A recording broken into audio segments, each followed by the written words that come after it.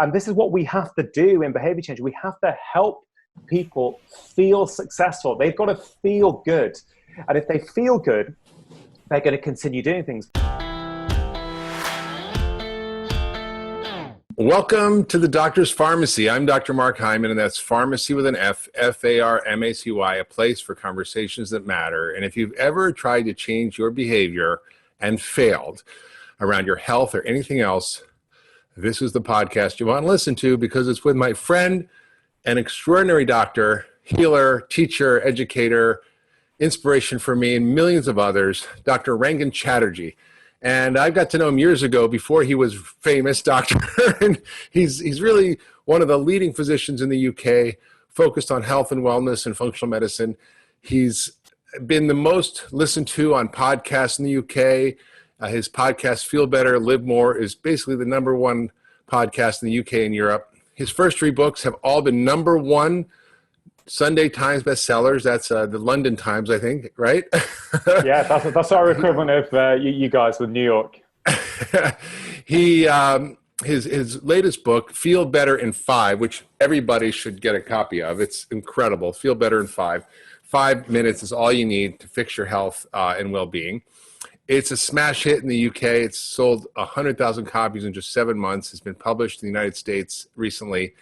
Professor BJ Fogg, who's one of the world's leading experts in human behavior, calls his book one of the best habit change programs he's ever seen. Deceptively simple, but remarkably effective. And I know you and I have both been inspired by BJ Fogg. He's regularly on BBC News and television. He's been featured in many international publications, including the New York Times, Forbes, the Guardian, Vogue, and his TED Talk, How to Make Disease Disappear, has been viewed almost 3 million times.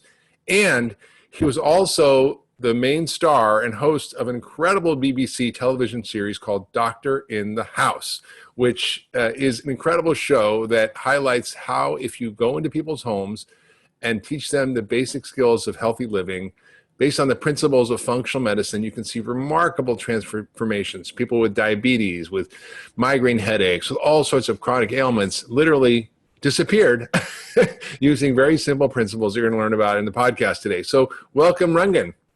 Mark, thank you so much for having me back on your show. Oh my God, it's great. You were here before. You're going to be here again, I'm sure. You're one of my favorite humans. And besides all those incredible accolades, one of my favorite things about you is you're the lead singer in a rock band, and you perform all over Europe. You're like the Indian version of the Beatles or something. So I just think you're one of the best humans, and such a good heart, and your wife is so lovely, and your kids are so sweet, and so that really matters to me. And I think you have a lot to share about how to fix our global health issues, our personal health issues, and I'm just so excited to have you on the podcast. Well, thanks, Mark. Obviously, last time I came on your show, we were face-to-face in your studio. It's not possible at the moment. I was hoping to get out to America to have this conversation face-to-face, but the times have changed, right? So we're doing it over the internet. It's true. And, it's hard during COVID to actually often deal with our personal health because of the psychological stress, the social isolation, the lack of access to things that we might have had access to before, the economic stresses that people are feeling, the uncertainty, and that often leads to maladaptive behaviors, drinking too much. I mean, I think in South Africa, they closed all the liquor stores. They didn't consider it an essential business. And also people are eating more junk food and processed food. They're not going to the gym. They're not going to yoga. They're not exercising. So we're seeing this downturn in people's health related to COVID-19. People call it the quarantine 15 or the COVID-19, pounds that you're gaining. And the problem with that is that we know that if you're just a little overweight, your risk of death is 2.5 times that of someone who's healthy for COVID-19. If you're obese, which is 42% of Americans, and I don't know how many percent, probably 30-something% of people in the UK, your risk of death is 12 times that of someone who's metabolically healthy. So we're going to talk about the things that matter today, which is how do we stick to behaviors that are hard to stick to, whether it's healthy eating, whether it's self-care, whether it's exercise or meditation. And your book is just such an incredible treasure trove. And I'm honestly jealous, Rangan, Like, I wish I wrote this book because it's just so good and it's so full of practical tips. And I tend to get lost in 600 studies and all the data. And, you just have created this incredible manual for how to live better and feel better in 5. Well, yeah, Mark, I mean, first of all, as always, you're very kind. You've given me a very warm welcome to your show and said some very kind things. But I think what you just said there really highlights why I wrote this book in the first place. So for me, I understand that there's a lot of health information out there. You've written some fantastic books. I've written 2 books prior to this where I've given people a lot of information. People go on Instagram, they see a great meme and they feel inspired and go, yeah, I love it. I like that one. I'm going to press like and I'm going to give that a heart. But often inspiration is not leading to action, right? People read something, they like something, they think they've done something. They haven't done anything. They just like to post on social media, or they bought a book, but that doesn't mean they've actually done anything. So I set myself the goal of writing a book about action. How do you actually take action on your health? And I think I say it early on in the book. I say, look, if you want more of the science about this, about my recommendations, go to my first 2 books or go to any of your books, right? The science is there. But what I really try to do, Mark, and I really seen in the UK that I think I've managed to do that given the impact it's having, given the amount of people who are finding it really useful.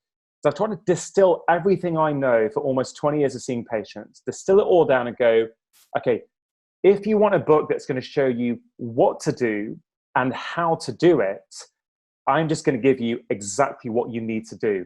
And I'm really proud of it. It may not seem like this. I mean, you've obviously written, what, gazillion books. How many books have you written now? 15? Something like that? 20? I think 17. Yeah. So maybe 18. I don't know. I got to look. I got to count. Yeah, you've written a lot of books, right? And it may not seem that way when you look at this one, but this was the hardest book for me to write because for me, it's easier to put more information in and give you more science and give you more to try and back up what I'm saying. And I think that has a place and that has value. But I really challenge myself to go, no, only put in exactly what that person needs to know so that they go and do the behavior. So I, like you, am very passionate that the majority of what we're seeing as medical doctors is in some way related to our collective modern lifestyles. And I really wanted to show people, how do you make behavior change in real life? Why is it that you bought 10 books before, you read it, you tried it for 3 or 4 weeks, you felt great, but then over the coming months, you slip back into previous patterns? And the book came out pre-COVID-19, but in many ways, it's taken on a new level of importance in these kind of unusual times in which we're living, where a lot of the things that made it easy for people to engage in good health behaviors, like, going to the gym, going to yoga class, those things have been taken away from people. So in many ways, although I think this plan worked beautifully well pre-pandemic, I think it arguably works even better in the pandemic because pretty much everything can be done from home. And again, everything in the book takes just 5 minutes. Now, you mentioned BJ Fogg in the introduction. BJ is a good friend of yours, good friend of mine. What was interesting is this was actually a few days after I recorded the last conversation with you for my stress book. When I remember you were headed up to go to his training program. Yeah, I had already written Feel Better in 5, but then I went to his 2-day boot camp. So wait, before you get into that, who is BJ Fogg? Why should we be caring? And what has he contributed to the science of behavior change? And tell us about your experience. Yeah, so BJ, I think you could probably make a strong case for saying he's the world's leading expert in human behavior. He sort of wrote the manual on human behavior. So, all kinds of amazing people that people know about, Nir Eyal, James Clear, the founder of Instagram, they've all studied under BJ. They've learned his principles. I think, actually, you may know this, Mark, that Instagram was actually one of his class assignments for his students. So I think back in maybe 2007 at his class at Stanford, I think the story goes something like, guys, photo sharing is going to be really big in the future. There's, apps and technology coming out that's going to make it really easy to share good photos. Can you guys create something that takes advantage of that? And I think he's got the original mark sheet that he gave to Instagram. I think he gave it, very high commendation, said very high chance of success. So this is a super influential guy. A lot of the technology we use, and many people listening and watching this, Mark, on a daily basis, they will be using some of the principles and technology that BJ has studied and done the primary research on. So when BJ did read my book and actually gave it such a fantastic endorsement, I was really humbled, actually. And what was really remarkable, Mark, and I think you'll resonate with this as a practicing clinician, is that I figured a lot of this stuff out over 20 years of seeing patients. I figured out what works and what doesn't work. Why have I asked that patient to work out 3 times a week, but he comes back 4 weeks later saying, I've not managed to do it? And then by tweaking how I recommend these interventions to people, suddenly I see levels of success going up. And what my 20 years of clinical experience has taught me is exactly what BJ's 20 years of clinical research, his research has taught him. And it was a real beautiful meeting of his research mind and my clinical experience. And the principles were the same. Maybe I could give you an example of a patient as a way of sort of. Before you give us that example, I want to share something, because I think that most people don't realize how little training healthcare providers and doctors get in the science of behavior change. And yet that is all that we're about. Okay, take this medicine. 50% of people prescribe their drugs actually fill the prescription, and those who fill it, only about half of those take the medicine. And then when you look at the regular recommendations around lifestyle change is eat better, eat less, exercise more. And we tell people to do that, and they come back and they fail. And it's predictable, and it's completely unscientific how we're doing this as healthcare providers. And what you're doing is taking the latest science of behavior change, and you're actually implementing it in a practical model for people in your book, Feel Better in 5, your daily plan to feel great for life, because people are failing and you don't want them to fail. And even, I see with my recommendations, they're often too much or too big or too intense. And some people will follow them if they have enough stress or enough pain or enough conditions that they're really willing to take a plunge, right? They're really on 10 medications and have diabetes and they're just like sick of being sick. They'll do something. But you're talking about, for the average person, how do you actually build these daily habits? And in his book, Tiny Habits, is this really all about this strategy that you use in your book. So tell us about this patient now that we sort of set the stage, because we have to sort of admit that we've failed as a profession in understanding how to actually create behavior change. I might just, before I tell you the patient, just to sort of follow on from what you're saying, not only do medical doctors not have enough training in lifestyle and nutrition, full stop, even if we then go and learn about that, we're not learning about behavior change. So we may then know the science of lifestyle and nutrition, but we don't know how to help our patients actually stick to it. Because it's not, knowledge is not enough.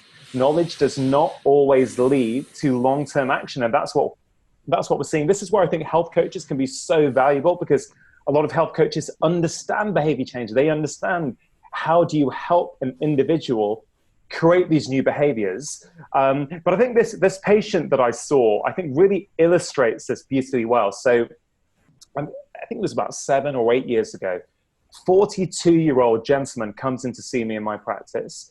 And he's struggling with a lot of the problems that many people are struggling with these days. He was a little bit overweight.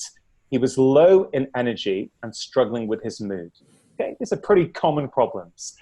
I had a chat with him, and at the end of the conversation, it was very clear to me that there were various aspects in his lifestyle that were contributing to the way that he was feeling. Okay, we discussed a number of options. And the one he really liked was strength training. He said, Doc, strength training, yeah, I've not done that since I was a teenager. That sounds really good. I'm in. It's going to help my brain health, my mood. It's going to help me lose weight. Yeah, I want to do that. I said, okay, great. You want to do that? Brill. And then he says to me, okay, so, what shall I do? Shall I do 40 minutes 3 times a week in the gym? I said, yeah, that would be amazing. If you can do that, go, fantastic. So he walks out the door, big smile on his face, feeling good about himself, feeling really motivated. And I make a follow-up appointment for 4 weeks' time. 4 weeks later, he comes back in. I call him into my room. He walks in. This time he looks different. His shoulders are stooped over. He's walking a bit slowly. I said, hey, look, how are you getting on?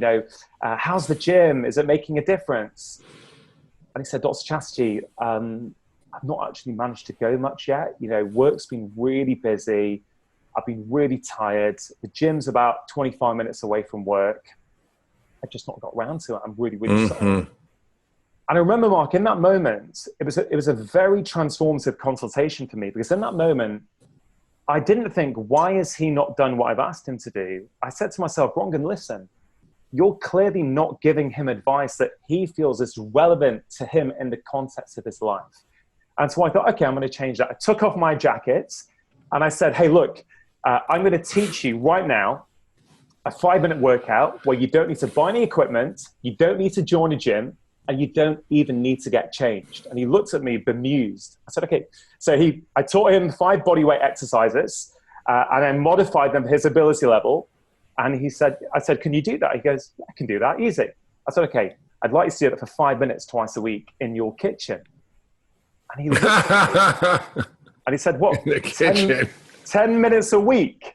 I said, yeah, can you do that? He goes, yeah, of course I can do that. I said, okay, I'll see you in 4 weeks. 4 weeks later, right, I call him in. This time he walks in, chest puffed out, big smile on his face. I say, hey, how are you getting on? He says, Doc, you know what? I started off doing it 5 minutes twice a week, but I love it so much and it's so easy to do. I now do it for 10 minutes every evening before I have my dinner. And so he goes from not being able to do anything to doing 17 minutes of strength training a week. And Mark, that has continued for over 5 years. And not only has he done that, that has led to what I write about in the book that I call a ripple effect. That change did so much for him that he now gets up in the morning, he meditates for 5 minutes. He goes for a walk every lunchtime. He eats better. He sleeps better. All of these ripple effects started with him being able to make a change and stick to it. And Mark, I've seen this over and over again. And I think if we really dissect that and you use the lens of behavior change science, you understand so many factors in that literally mimic BJ's research, mimic the behavior science research and how you help create successful behaviors. So rule number 1, there are 6 rules that I write about, but rule number 1 is you got to make it easy. You have to make it easy. So let's just forget about health for a minute. Let's talk about business because people will really understand this. So I'm guessing most people listening to this shop on Amazon at some point. I mean, I think if they didn't before COVID, they certainly do now, given that was the only shop I think open for about 3 months. What do Amazon do, right? Well, what Amazon do is very clever. About 5 years ago, they moved to one-click ordering. And their profits are estimated to have gone up by $300 million a year. Right? Why would that be? Well, because in the past, Mark, and I can remember this, I'm sure you can remember this, to make a purchase, you had to go through 4 or 5 steps. You'd go to your basket, you'd then confirm it, you then have to type in your card details, confirm, place order. Every time you have to take another step and go to another screen as a reason to back out from that behavior. Right? So you didn't do it. Now, before you've even blinked, you've got something that's arriving the next morning with Amazon Prime, right? So Amazon understand that if you make something easy to do, humans do it. Netflix understand that. The reason Netflix roll one episode into the next episode is because before you've had a chance to realize it's midnight, I need to go to bed, I've got work tomorrow morning, you're straight into the next episode and you're like, oh, I'll just watch one more. YouTube do the same thing, right? I'm not having a go at these companies. These companies understand behavior change and they use it to get you to buy more or to spend longer on their platform. But when we come to human health and our own behavior, we don't do that. We think, oh, it's got to be hard. It's got to be about deprivation. It's got to be about punishment. But no, we don't apply the simple rules. So what did I do for this 42-year-old chap? I made it easy. I made it so easy that he could do it in his kitchen. He didn't have to buy any equipment, so he couldn't say, oh, I don't have this equipment. He didn't even need to get changed, right? He does it in his work clothes when he gets home, right? So I made it super easy. That's rule number 1. You've got to make a behavior easy. Hi, everyone. Hope you're enjoying the episode. Before we continue, we have a quick message from Dr. Mark Hyman about his new company, Pharmacy, and their first product, the 10-Day Reset. Hey, it's Dr. Hyman. Do you have FLC?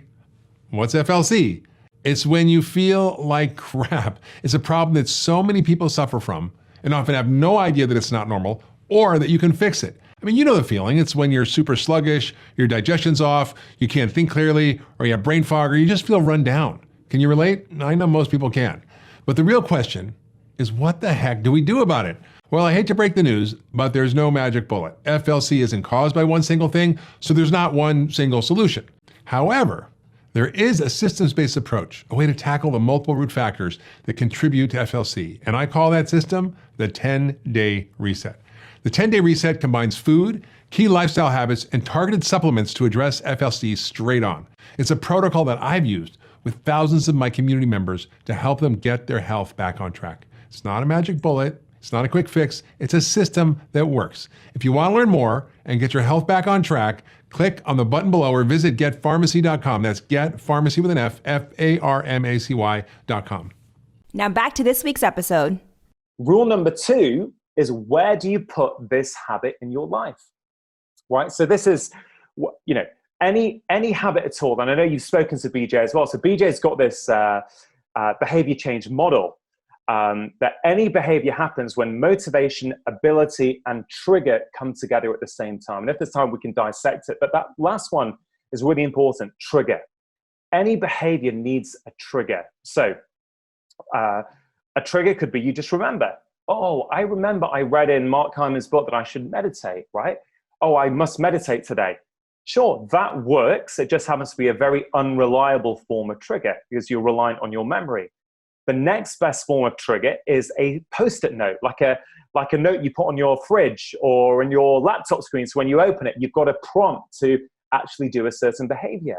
That's better than your memory, but it's not as good as the best one, which is when you stick on your new behavior onto an existing behavior that you already do without thinking about it. Basically, you stick it on to a habit. And that's the secret, because what do I do every morning? I've not been to a gym now, I don't think, for about 2 years, Mark, but I work out every day. So what do I do each morning? Well, I make coffee. I like coffee. And I weigh out my coffee beans. I pour it into the fridge. I pour the water on, and it brews for 4 to 5 minutes. In those 4 to 5 minutes, I don't go on Instagram. I don't go on my emails. I do a bodyweight workout in my kitchen, in my pajamas, right? So I'm not sure I could do that before coffee, though. That's the problem. Hey, I might need a coffee. Yes, Mark, that's a really good point, right? So this is very individual. I have figured out what works for me. That's the perfect time in the day for me to do it. So I'd like to think I'm in pretty good shape. And I think 5 minutes of strength training every day, consistently done every single day. I don't think I've missed a day in about 2 or 3 years. I honestly don't feel I missed a day, because I don't miss a day about brushing my teeth. I don't forget to brush my teeth. No, I've created a habit around brushing my teeth. I don't forget to have my morning coffee. So because I'm not forgetting to have my morning coffee, well, I don't need a prompt to remind me, oh, Rangan, you forgot to have coffee today, right? No, I'm going to have that. And I suspect many people listening to this also have something in the morning that they want to do, right? So I have a similar thing. I have a shower that is in the top of my house, which is a barn. So it's to get from the, water heater downstairs, upstairs takes like a few minutes, like 5 minutes. And I'm like, well, while I'm waiting for the shower to heat up, I take a shower most days. I'm just going to do like push-ups, because I really hate push-ups. And it was like about 10 years ago. And I started like, okay, I'm just going to do like a few push-ups before my shower. Start with 10. And now I'm like up to 50 push-ups. And it's like, I always get triggered because I'm taking a shower, the water's heating, what am I going to do? Wait around. And it's this perfect moment. And I think that's what you're talking about, connecting it to an existing behavior. Yeah, because you've got to remember, a habit is a behavior that you're doing without thinking about it. So if you connect it to an existing behavior, you're already going to do that habit anyway. And then you're taking memory out of the equation. And again, people need to experiment with what are those habits. For me, it works around coffee. For some people, it could be when they come home from work. Before, and I appreciate at the moment, people may not be traveling to and from work. It could be the end of the workday. When the laptop goes down, maybe that's the trigger before you then go and put the television on, or before you go onto Instagram, maybe the trigger is when your laptop goes down, let's say someone's in a conventional job and let's say at 5 p.m. it goes down, maybe then they do a 5-minute yoga flow, right? Because people think it's not enough, Mark. But here's the thing. These things add up very, very quickly. And why I like people starting small is if you start small, people will increase it off their own accord. This is what that gentleman did, that 42-year-old chap I mentioned at the start of this conversation. He increased it to 10 minutes a day. And actually now he's on 15, 20 minutes a day. But he did that not because I told him to do it, but because he started doing it. He starts to feel good and he thinks, hey, I can do this. And he starts to increase it himself. Whereas if when he set himself the target of 40 minutes 3 times a week, he couldn't even get going in the first place. And so you've got to make it easy, stick it onto an existing habit.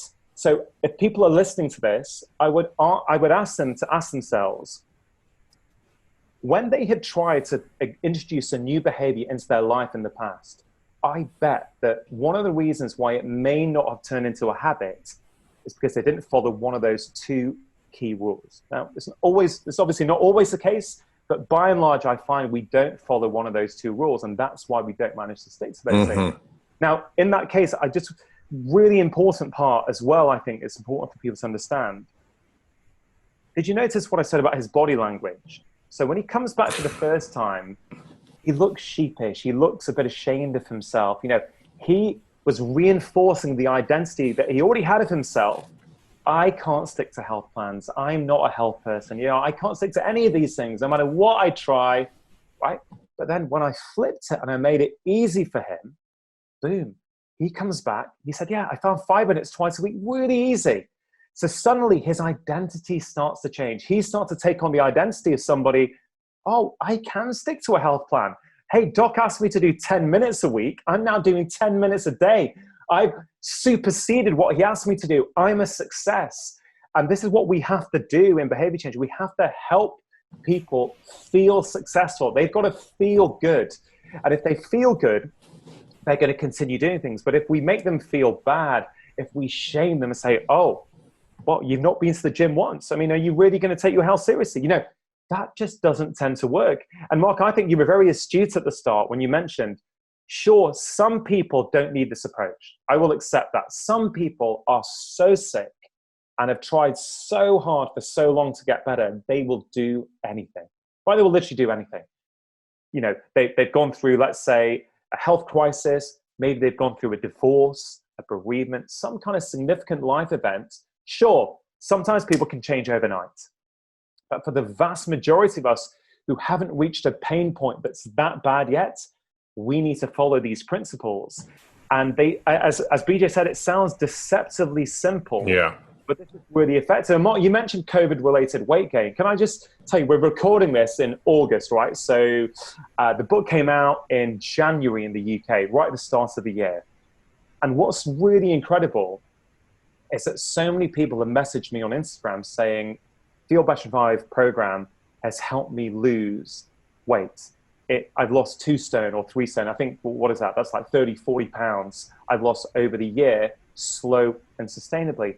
And what's interesting, Mark, is you could say, well, why would that be? Because food doesn't play a huge part in this book, right? There's 30 or 40 5-minute health tips. And I say to people, you just got to choose 3. Right? 1 from mind, 1 from body, 1 from heart. We could talk about that a bit later if you want to. Yeah, but you know, one of the things that I never heard before that's so brilliant in the book that you're going to explain is this idea of health snacks. And it's not actually food. It's just these little moments of health that you insert into your day based on these principles, and you call them health snacks for your mind, body, and heart. It's just brilliant. Yeah, well, look, it's a bit of a play on the word snack. You know, one of them technically is a snack, but most of them are not. They are just little bite-sized doses of health-promoting behaviors that actually are fun. And that's the other thing I'm really trying to instill in people with this book is that health doesn't need to be about deprivation and punishment. In fact, if you don't enjoy health, you're going to struggle to make it last. A lot of these interventions, these recommendations, these health snacks, most of them are fun. They're enjoyable to do. So actually, you can have fun and be healthy at the same time. I know you know that, Mark. I know that. But many people still feel they've got a choice. I can either enjoy my life or I can be healthy, but I can't do both. But actually, it's simply not true. And the reason why this it's the opposite. It's hard to enjoy your life if you're not healthy. Exactly, which is, my podcast is called Feel Better, Live More, because I try and encompass that. When you feel better, you get more out of life. Everything, you get more out of your free time, your relationships, your productivity, whatever you want, you get more out of it. So, you mentioned COVID-related weight gain. I think it's super important just to really hammer home, why could a book like this help people lose weight, even though I'm not giving them a brand new diet to follow? Well, we know from the research that about 80% of people change their eating behavior in response to stress, right? Different research will give you different numbers, but it's about 80% from the research I've read. About 45% of us eat more in response to stress. 35% of us eat less in response to stress. So it does completely make sense then, in the time of a pandemic, where many people are having their lives turned upside down, where many people feel anxious, scared, worried, nervous, it makes complete sense that many of these people are going to turn to food as a way of making them feel better and coping with that stress. So is the solution for them to be told about a different diet? Maybe, maybe not. Maybe the solution for some of them is to help them address the emotions behind their stress, which if they can bring their stress levels right down, maybe they won't seek those eating behaviors like the cookies in front of the television at 10 p.m. in the evening. Maybe they can find another way to de-stress. And that's why I'm amazed and so pleased to see that this program helps people lose weight as well. And I think it's because I've taken a real holistic approach to health. I've split health up into 3 areas: mind, body, and heart. And I think many of us overly focus on one area. We focus on our favorite area and we neglect the ones that aren't our favorite. I'm a human being. I do the same thing, right? So I'm not criticizing anyone. We're all humans. We're all imperfectly perfect, right? Doing the best that we can. And so I remember when I was writing it and I was thinking, how do I make it really simple for people, but yet still cover 360-degree health? And I think mind, body, and heart does it. Mind is about mental health. So I say, choose one 5-minute health snack for your mental health each day. And then body is about moving your body. Give us an example of what those health snack for each area. Okay, so I believe in giving people options, right? So I give people all kinds of options. So in the mind section, I think there's about 10 different health snacks. You don't have to do them all. Nobody's got time to do them all. Choose one and stick to the same one every day, because that's how you create a new habit. So it could be a breathing exercise. So there's 2 really cool 5-minute breathing exercises in the book. One is a Zen practice called breath counting. Where you just simply, you sit down, you breathe in, and when you're breathing out, you count number 1. Breathe in. On your second out breath, you count number 2, just in your head. And the goal is that on each out breath, up to 5, you go 1, 2, 3, 4, 5. Then you return to 1 again. Right? Well, it's remarkable, Mark. I've done this exercise. And once I got up to the number 30 before I'd realized that my mind had wandered, I was just automatically counting. So it's a really good exercise to help us train our focus and our concentration. And again, I went through a period of time where I was doing that every morning when I woke up, and I found that my focus and my craving for sugar, I found actually was a lot reduced in the day when I did those, which I found really, really interesting. So that's one option people may like. For anxiety, one of the first recommendations in the book is what I call a morning download. So this is where we download all the junk and anxiety that we've accumulated in our brains overnight onto a piece of paper. This is like the practice of journaling, basically. And I've given people 2 options. I said, journaling, when you wake up, you've often got anxieties whirring around your brain and your mind. And if you don't do anything to process them, they can stay there all day. They can impact your relationships. They can impact the way you feel about yourself and your stress levels. But simply writing them down on paper, literally and metaphorically takes them out of your head, puts them down onto paper. And it is really transformative. And, I say to people, you can write anything you want, right? No, it's not going to be, it's not the manuscript for your next book. It's not a letter to your boss. It's whatever you want to write. Now, For some people, they think that's incredible. And I remember the week after the book came out, a couple of people messaged me and they said, Dr. Chatterjee, it's really interesting. I didn't realize I was worried about anything until I started doing this. And there was 4 or 5 really key things in my life that I was worried about that I was writing down every day, but it was buried inside their brain. So they weren't even aware of it. So that's another one that they could do for their mind. But if that's too freeform, if people prefer a bit more structure, I've created this exercise called the 5-step release. So these are 5 simple questions you ask yourself, basically to help. And it's really good if you've got anxiety or you really struggle with a lot of thoughts and you can't quite focus. And it's called a 5-step release. So if you're interested, Mark, I can talk you through it. Go for it. Yes. Go for it. Okay. Yeah. So I think people find this super, super useful. So the first question is, what's one thing I'm anxious about today? So you just write down, oh, I'm anxious about this today. What's one practical thing I could do to prevent or prepare for it? That's question number 2. Question number 3, what's one reason it's probably not going to be as bad as I think it is? Question number 4, what's one reason I know I can probably handle it? Question number 5, it's what's one upside of the situation? And I could tell you, Mark, it is so simple, but it is so effective. And I really would challenge anyone listening to this who struggles with anxiety. So pause, rewind that, write those 5 questions down. It's not going to cost you anything. Try it for the next few mornings when you wake up and just see how it makes you feel. Because I've seen over and over again that it makes a massive difference. So that's another option. Another option is nature, 5 minutes of nature in the morning or 5 minutes of flow. Look, in fact, let me tell you this story, Mark. I think you'll really like it. A 48-year-old lady with really bad migraines. She's busy. She's a busy mother. She's got 3 children. Her husband's in a busy job. And she was coming to see me. And we tried a few things, but I really got the sense that stress was playing a big part in her migraines. And I appreciate there's all kinds of other things that one can do with diet, with magnesium. But with her, I thought, okay, stress is a big player for her. But she was an A-type personality, right? She was busy all the time, rushing. I said, I don't have time for any of that. I suggested yoga once, and she said she gave it a try for 2 weeks. She goes, oh, Dr. Chatterjee, yoga's not for me. I don't have time for all this. And so I was chatting to her, and it turned out that she was quite into coloring books, adult coloring books, basically. I don't know if there's a big trend there in the US like there is in the UK, but people find it a really incredible mindful exercise of unwinding when they're coloring in. So I said, would you consider that? She goes, yeah, well, what difference is that going to make? I said, okay, why don't we give it a go? Go into it with an open mind.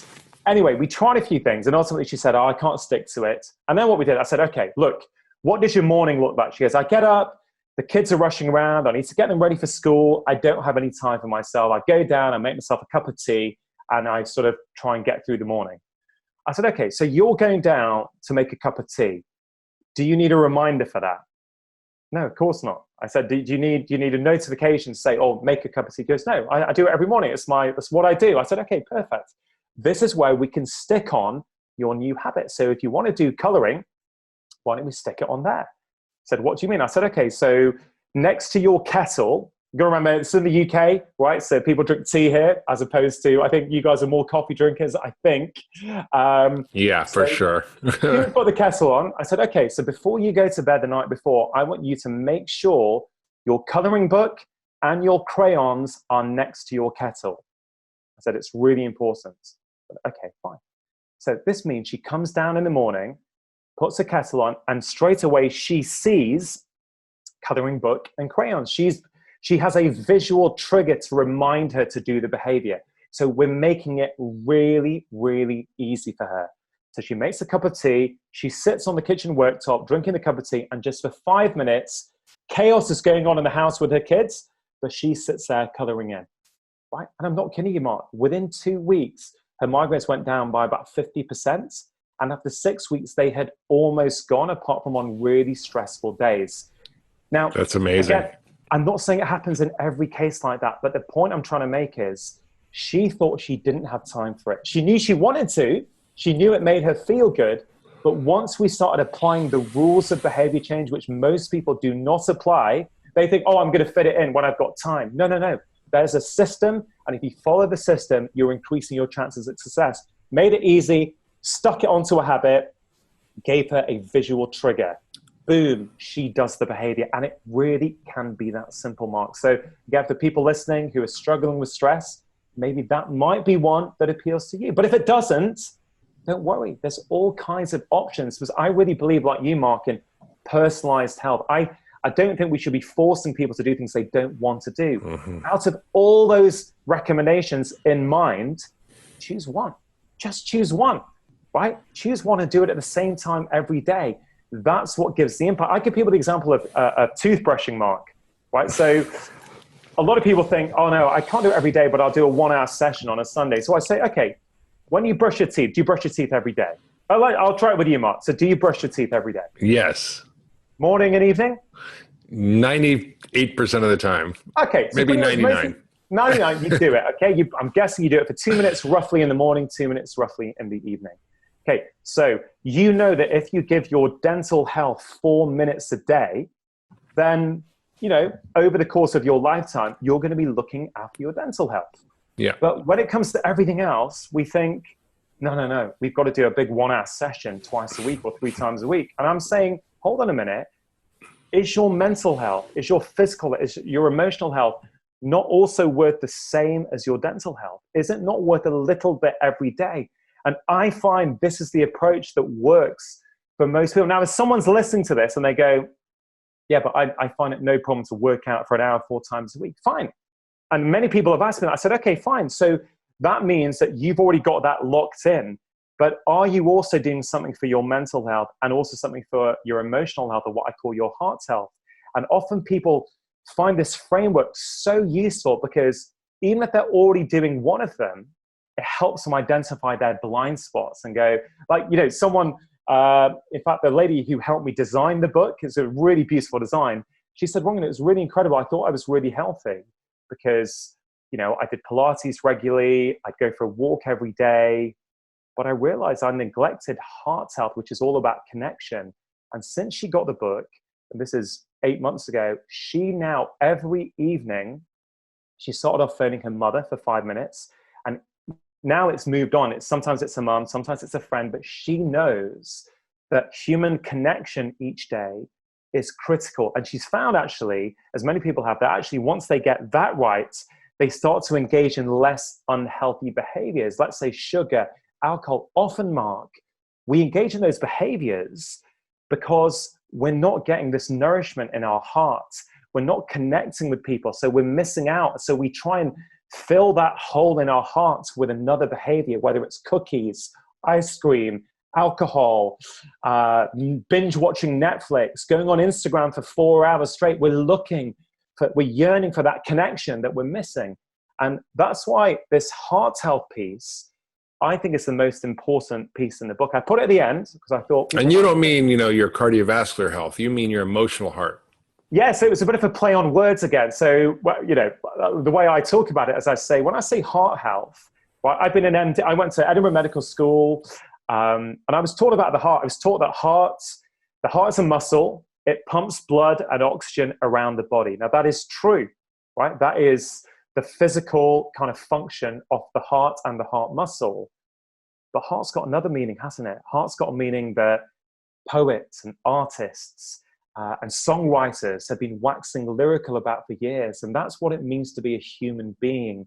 That is our hearts connecting with other people. And we know, if this sounds a bit woolly for people, we've got hard science on this. There's good research now showing that the feeling of being lonely may be as harmful as maybe smoking 15 cigarettes per day, right? Being lonely.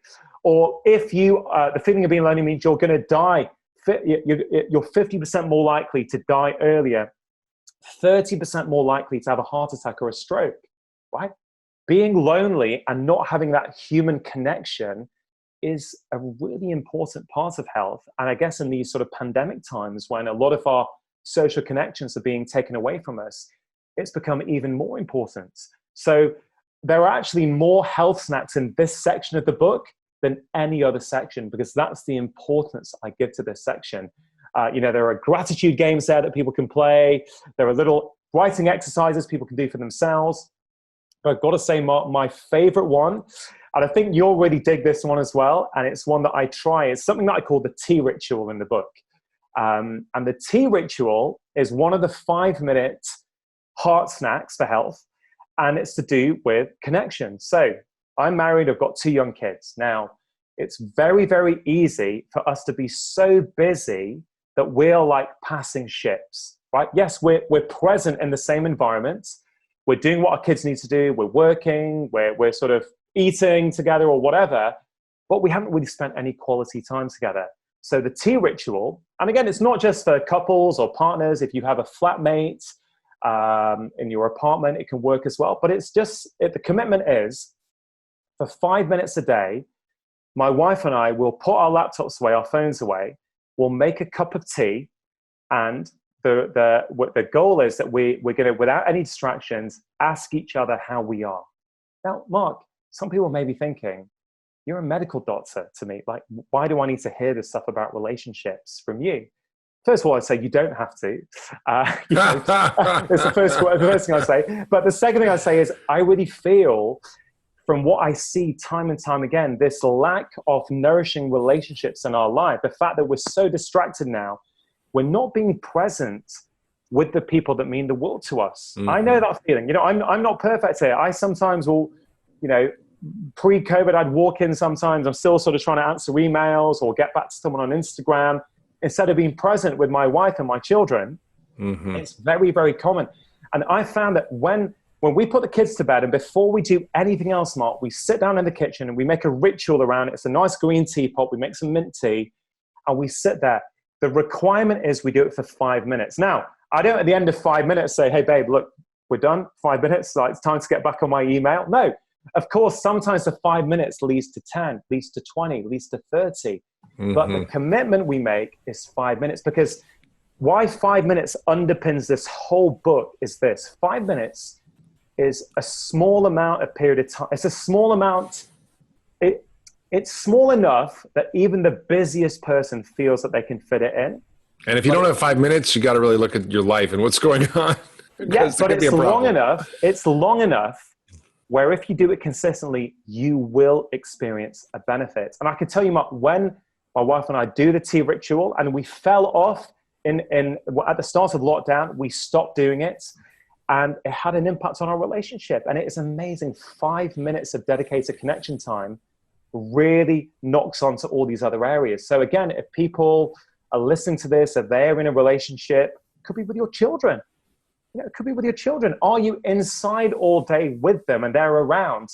Great. But have you spent some real quality connection time? And Mark, I've done a few Instagram videos on the tea ritual and people love it. Yeah. Right.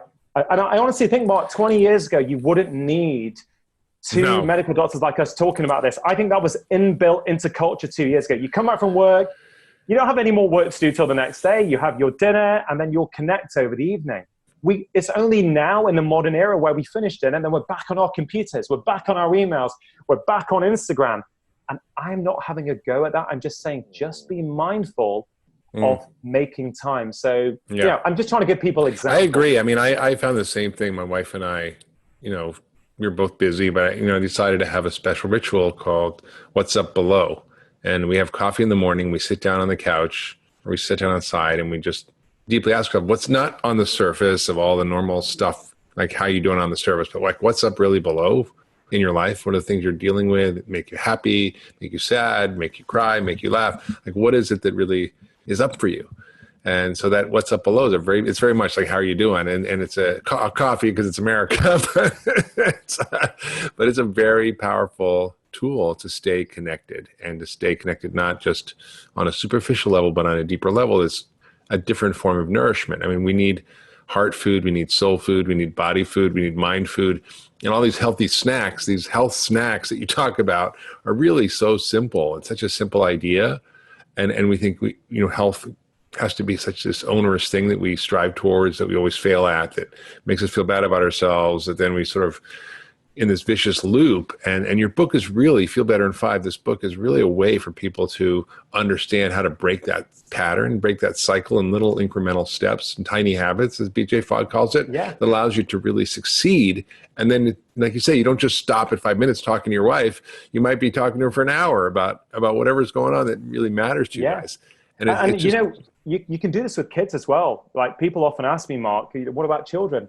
If, I'm in my garage at the moment, which I've just converted to a podcast studio, and you're the first person who's actually talking to me in it. So I'm very, very honored that it's you.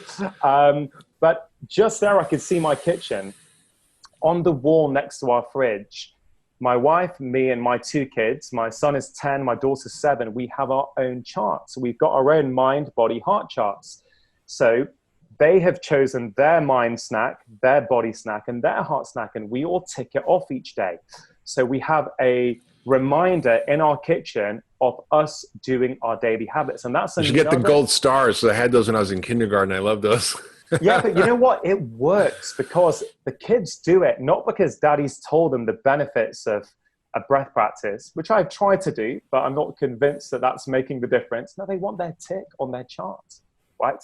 And that's a key part of behavior change success, is celebrating your success, right? So we don't do this. So let's flip it. Let's flip it for a second, Mark. So what do a lot of people do when they feel low or depressed? They go to chocolate, right? They eat a bar of chocolate. And what happens? They feel good. So they're wiring in the emotion. When I feel low, I have chocolate, I then feel good. That is very powerful because for a minute.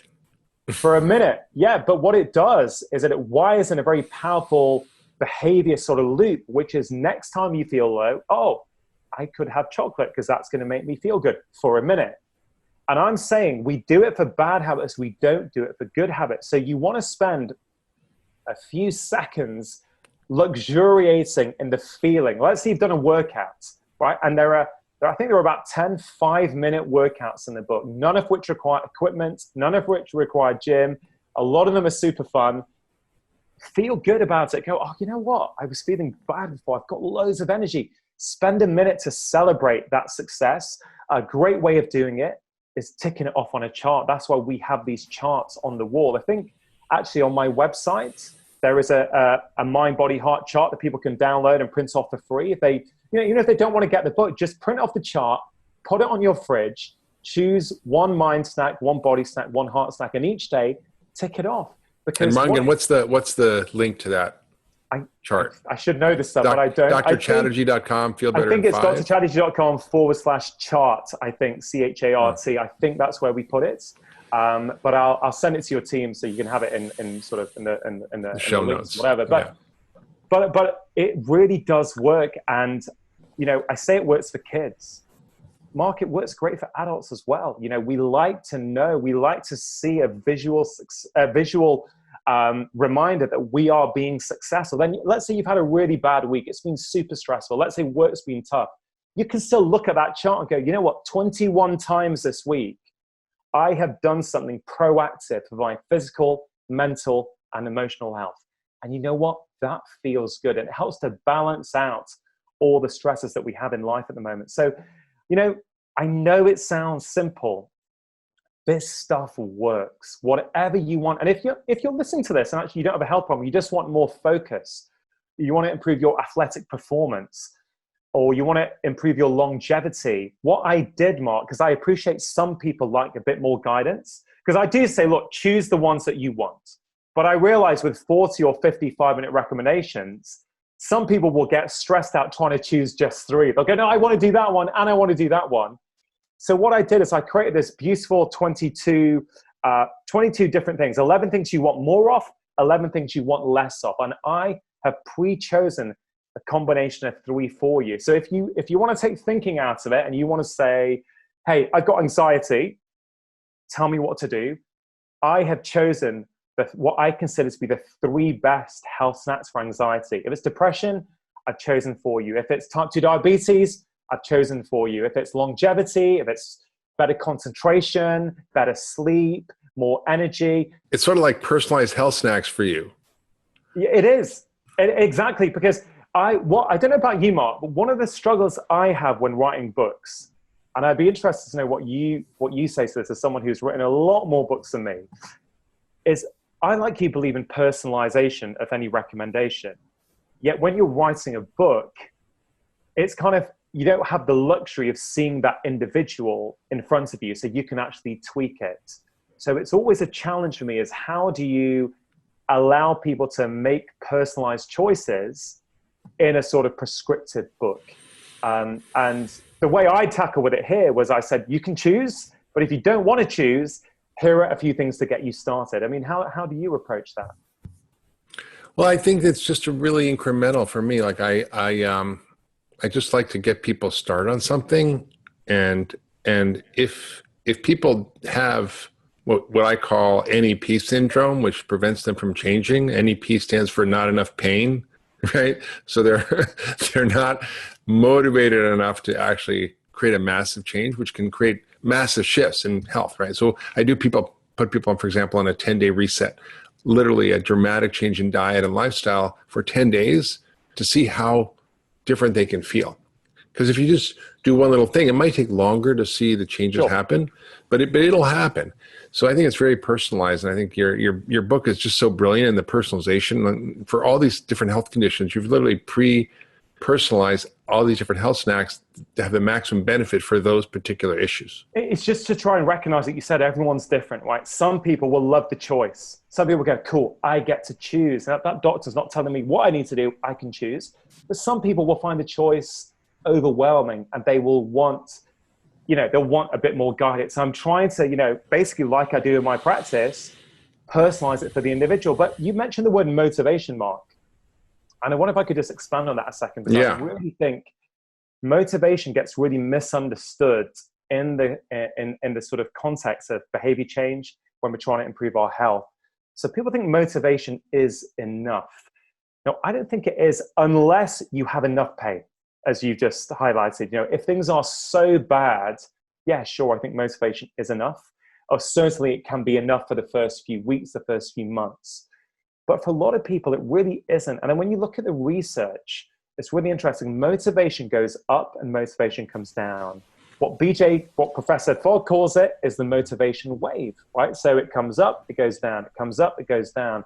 The biggest mistake people make is that a lot of people make their New Year's resolutions or their health plan at the peak of the motivation wave. They're assuming that they're going to be super motivated. Yeah, I'm going to go to the gym 5 times a week. I'm going to meditate for half an hour a day. I'm going to go for a walk every lunchtime.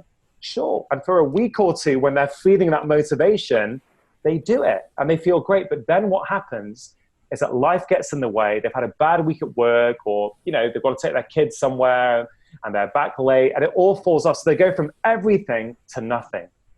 But when you understand that motivation goes up and down, if you make your plan, your health plan or your resolution, if you plan for it at the bottom of the motivation wave, then it means you're always going to do it. And this is why 5 minutes is so important, because motivation and ability to do something are sort of, they work together, right? So if you're really motivated to do something, you will actually do a behavior that's very hard to do. Right, you will. If you have, you've seen that over and over again in your clinic, just as I have. If people are really, really struggling, they're very motivated, they will do hard things. But when your motivation is low, you will not do a behavior unless it's easy to do. And that's why that sort of underpins this whole program, is it's easy. So even when you're tired and stressed, you can still do it. As I say, all the 5-minute workouts, they can be done in your own clothes. You do not need to get changed. If you want to get changed, sure. But remember, I do my 5-minute workout in my pajamas every morning. I don't get changed into gym gear, right? Now, some people like getting changed into gym gear, and that makes them feel good. That is completely fine. But I'm saying, don't let that be an obstacle. Here in the UK, Mark, there's a sportswear company called Sweaty Betty for women, right? And I've met a couple of patients before who, unless they had the latest outfit from Sweaty Betty, they wouldn't work out. It was their excuse not to work out. And look, I'm sort of very compassion and understanding when I hear that, because people, I think, have been conditioned by society to think we have to look a certain way when we work out. And I tell you, I had this, one of my podcasts, I spoke to a guy called Sanjay Rawal about running, and we were chatting about these tribes, these hunter-gatherer tribes who run every day. I love Sanjay, by the way. He's a good friend. He's brilliant, isn't he? It's absolutely amazing. I think it's one of the most listened to on my show so far, because he's so incredible. We had a really lovely conversation. What was really striking is that these running tribes, okay, they don't have one outfit for living and one outfit for running and one outfit for working out. No, they've got the clothes that they wear. And if they're living, they're living. If they're running, they're running. But they wear the same thing. And it just made me think, how far removed are we from a basic human right, which is to move our bodies each day, that we think we can only do it when we have the right, sweat removing t-shirt and the right shorts and the right shoes. We need yoga clothes and running clothes and weightlifting clothes and tennis clothes and biking clothes. And again, look, if you've got and different shoes for each one. If you like them and you have them, that is great. But what I'm saying is, don't let that be an excuse. You can work out. Everybody listening to this can do a workout in what they are wearing right now. And one of the simplest workout in my book is what I call 5 minutes of dancing. Right, Mark? So a lot of people think working out or moving their body is not for them. Okay, so most people like to dance, especially if people aren't watching them.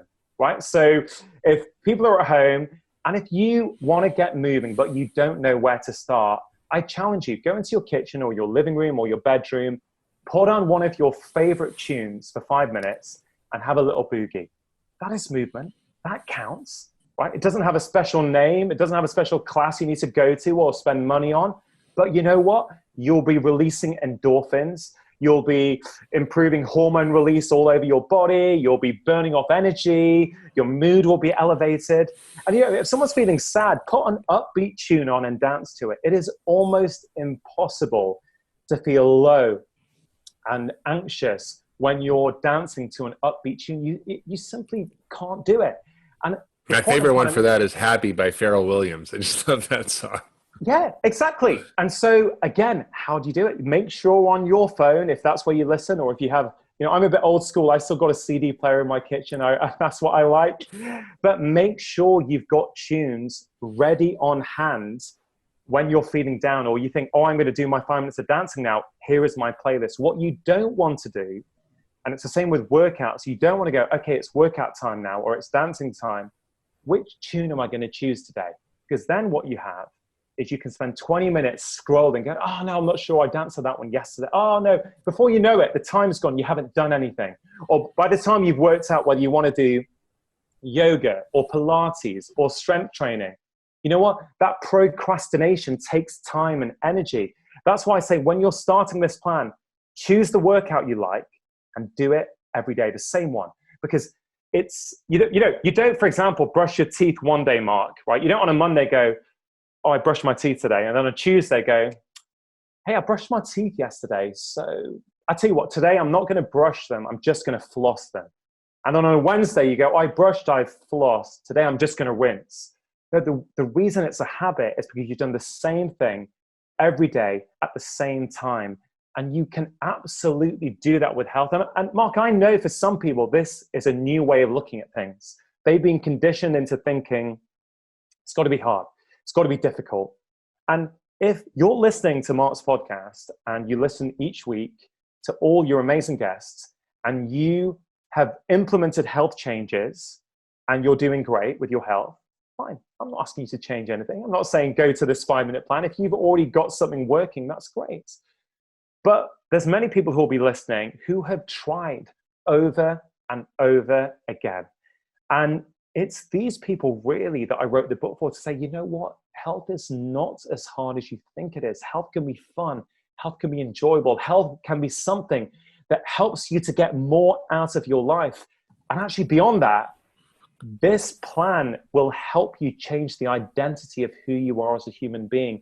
When you start sticking to these 3 health snacks a day, you take on the identity of someone who prioritizes their own health, who takes their self-esteem and their self-worth seriously.